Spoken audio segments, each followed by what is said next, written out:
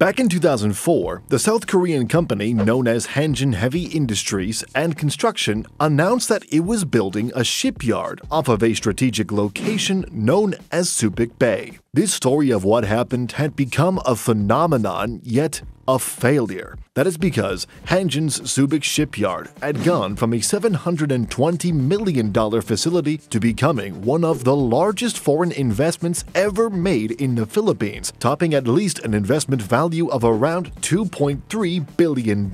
But by 2019, it had all gone down the drain, declaring a corporate rehabilitation. But as the story goes, it has all but disappeared and had been bought off by an American firm. But here's the thing, this was not the first corporate and investment failure of Hanjin Heavy Industries in the Philippines. This was the second failure made by the South Korean firm. You see, if we trace back to their very beginning roots in the Philippines, where they had set up their shipyard in Subic Bay around 2006, they actually immediately announced plans to build another shipyard by the end of 2007, one that GMA News reported being a bigger shipyard than the one in Subic Bay, and it's going to be located strategically in Mindanao, the major island in the southern parts of the Philippines, which is quite a far place from the capital region of the country. This bigger shipyard, by all standards, was going to be twice the size of the Hanjin Subic shipyard. It was reported in early 2008 that the plans were moving, and they estimated that the cost and the facility that Hanjin Heavy Industries was seeking in Mindanao was going to be a $2 billion shipyard, which is almost thrice the initial investments made in the Subic shipyard, which was only $720 million. It was therefore not only going to be a massive shipyard, but possibly going to be the largest ever investment made by a foreign firm outside the island of Luzon. Had this been finished, the country could have been a larger player in the entire ship-making industry, since Hanjin Subic Shipyard was regarded as one of the reasons why the country has even reached the top global leading lists in the ship-making industry. The question that most people would probably have in mind is, just what happened to this $2 billion investment in Hanjin? Where is it? Or rather, has it even been built? Well, the thing is, the reason why nobody has probably ever heard of a Hanjin shipyard in Mindanao today is simply because the investment made had all but disappeared. Hence, what we should be discussing is what happened? Did Hanjin Heavy Industries back out? Or was it yet again another corporate failure? A mismanagement maybe? Well, let us take a look at everything, starting from the beginning.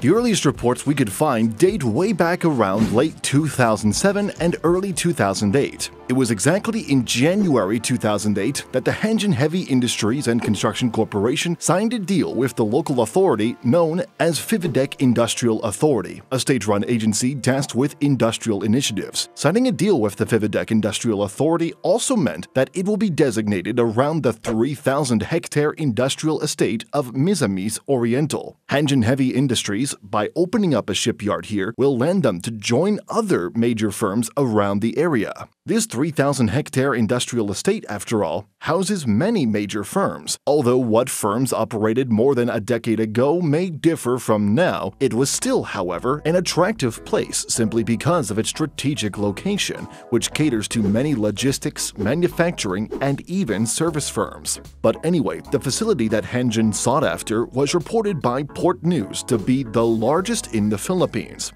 It was expected to employ roughly 20,000 people and was going to be used for the sole purpose of making ship parts. This was a huge number of employees.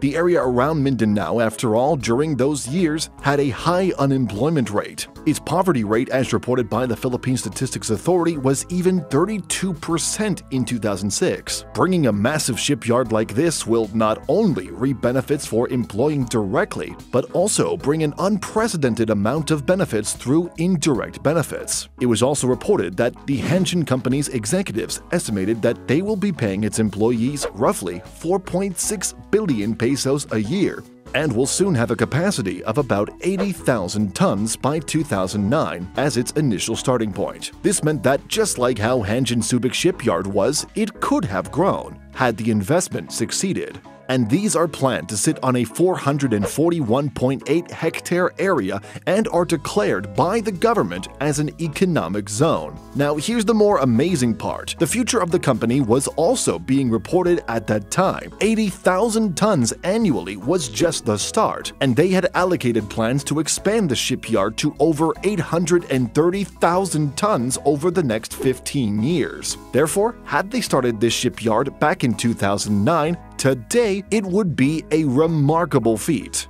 All of these, however, as we noted earlier, never came alive. We can understand this through the later reports found that year. A report published in May of 2008 showed that there were a number of government officials that had been opposed to this project. Followed by the government opposition, there were also several local communities that were struggling due to relocation problems and a further issue related to the employment of local workers. These early reports, however, were not the only issue that the project faced. What followed thereafter was an allegation of bribery. The South Korean firm was reported to have offered 400 million pesos to a mayor in the local municipality for a contract that would reverse a previous decision to stop the construction as reported by GMA News. Their construction was halted due to a number of reasons. Local officials stated that they failed to secure the local building permits and environmental compliance certificates, but the bribery allegation, however, was reported to be misunderstood as claimed by local officials.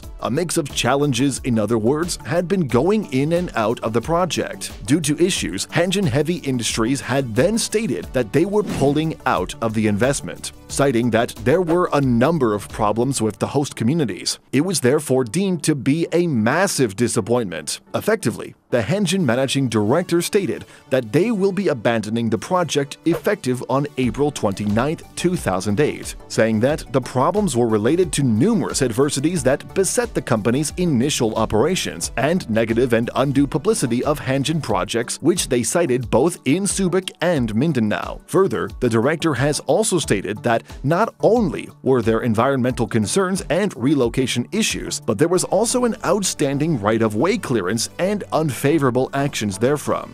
After hearing the closure news, even previous President Gloria Arroyo had gone to the site and asked Hanjin to stay, but failed to convince them otherwise. Following the events of the closure, it could easily be concluded that the issues posed by the Hanjin company were the reasons. However, it was just the tip of the iceberg. During those days in 2009, they were also actually being condemned. A series of investigations and hearings initiated by the Senate was undergoing. There were so many news, articles, and media officials denouncing and condemning the company. This news, therefore, had been damaging to Hanjin, could be damaging to its employees, its executives, or even the entire company's brand. Yet, at the same time as all of these were going on, a government official had stated that everybody dismissed the fact that this very investment would reap a ton of economic benefits. The problems being pointed out were environmental concerns and lack of permits, among others. But here's the thing. These could have been solved. Why was the issue of environment and permits so big that it canceled out arguably one of the largest ever investments in the Philippines? That is not to side with Hanjin that they were right, but this could have been solved in better ways. They could have worked together. Even a report published by the Foundation for Economic Freedom has cited that, quote, the project failed to see the light of day. Local politics and the intensive acts of local government killed the project. The article even blamed it on the local mayors because they used their local powers to the point that investors decided to stop the project. These unnecessary challenges had struck down the investment. However, one final factor that could have downplayed the investment was corruption, simply because as a few years go by, a new investment would take shape announced around 2020. This time, a $4 billion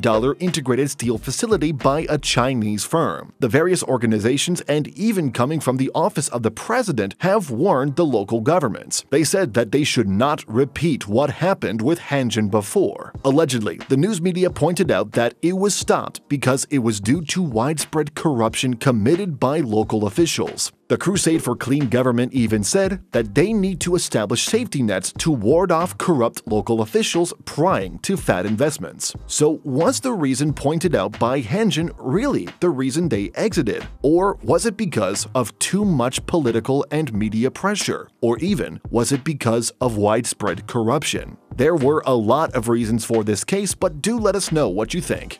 Thanks for watching.